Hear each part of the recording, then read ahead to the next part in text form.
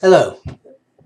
The purpose of this video is to try and give some explanatory guidance on your second assessment on the module. This individual assessment is intended to be a real-life example, although obviously hypothetical to a certain extent. The real-life context is that you have been approached by an organisation that wants to achieve youth development through sport in a number of different international countries. How many countries, as I'll come to it, is up to you. So this organisation have commissioned you to write a report on what you think they should do with this programme. So you're identifying which countries you want to run and context you want to run the programme in, what youth development aims you're seeking to achieve, and also all aspects of the design and implementation of the programme, including, for example, what approaches you're using, how it's been delivered, what issues the programmer is likely to face, and how you're going to resolve them. In all of this report, as I'll explain more of, the report should be critically informed by relevant evidence and literature. So it's not just you writing about a program that comes from your inside your head. You're arguing and explaining why you should be running the program in the way that you suggest. I'll come back to that again.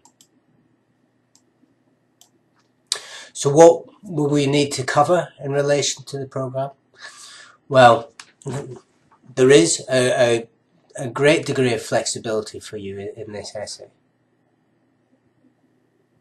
You should be covering some aspects. You should be covering the geographical focus of the program. Where and in which countries is it going to run?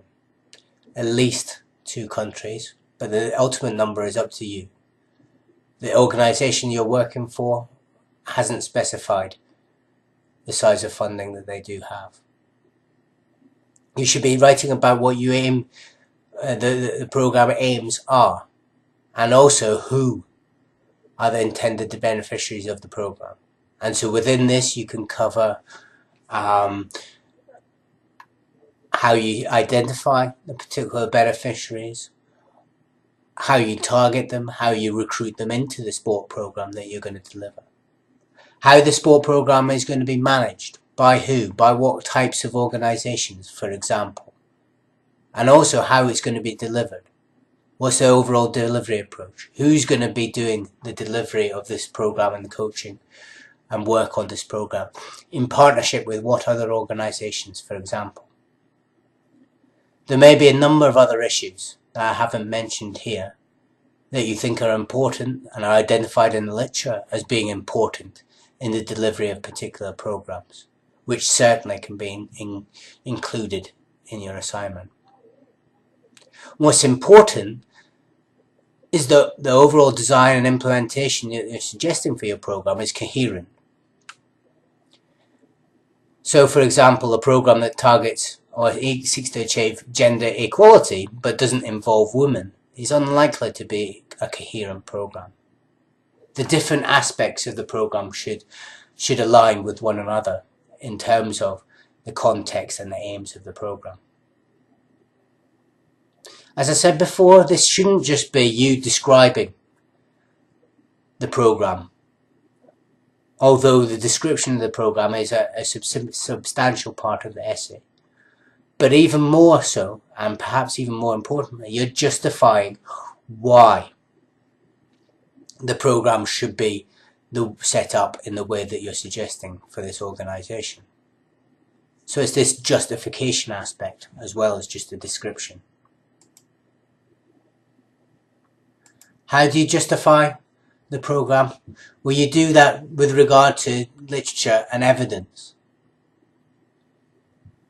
The literature, again, I'll speak about how this links in with the module, but the significant pieces of literature in the module handbook, also in the bibliography of literature on sport for development programs that is on the module Blackboard. There are a number of other kind of sources that you can look at. You can take examples of other programs that are practically running at the moment and take ideas from them, but take care in doing so, because you ultimately have to justify why you're doing it and suggesting it in a particular way. Taking from other programs, ideas from other programs is useful, but you don't know necessarily how successful those approaches are and in what context. So you may still need literature and evidence to back up why you're suggesting those particular approaches, even if they're enacted by other programs. You can also get kind of contextual information, as I've mentioned, the importance of context throughout the module, and getting contextual information on the kind of geographical sites, on the potential young beneficiaries that you're seeking the aims to use for, to be beneficial for, the program to be beneficial for. Getting that information from various sources, including the internet, will be valuable as well. So some further points about this essay. It can also build on what you've done in your first assignment. In the first assignment, you've effectively analysed existing programs and considered some of the issues with them. You can use that analysis in an alternative type of analysis for this assignment, an analysis for a particular program in this case.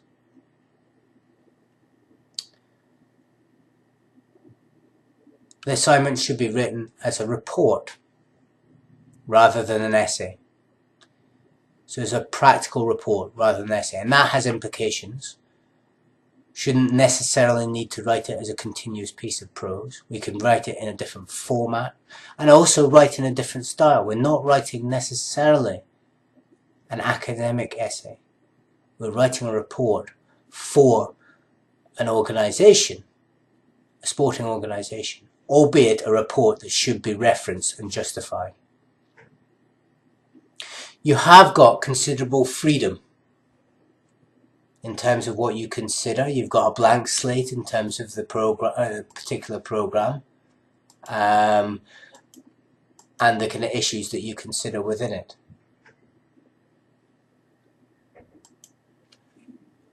But but also you should be utilising hopefully the knowledge you've got from the module as a whole overall, including, as I said, the first assignment.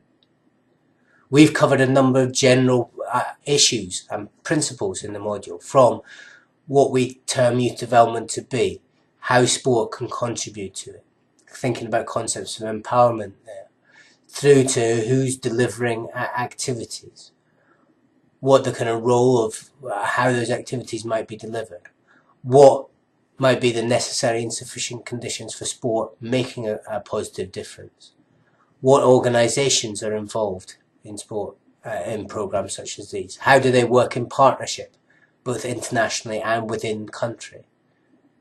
And what we're asking you to do fundamentally in this essay is taking issues such as that, as well as those found in the literature, and thinking through what implications they actually have for the delivery of programs and all of these issues. So that is a difficult task, but it's a third year level task, and thinking through the implications of this general knowledge on using sport to contribute to youth development in different international contexts, and thinking through for yourselves and putting this into your essay, thinking through what implications that has for practice. And that ultimately is the purpose of this essay. Hopefully this advice has been useful. Again, look at the full guidance on the Blackboard, and I will make available other support, as I'll detail to you in subsequent emails. Thanks for listening.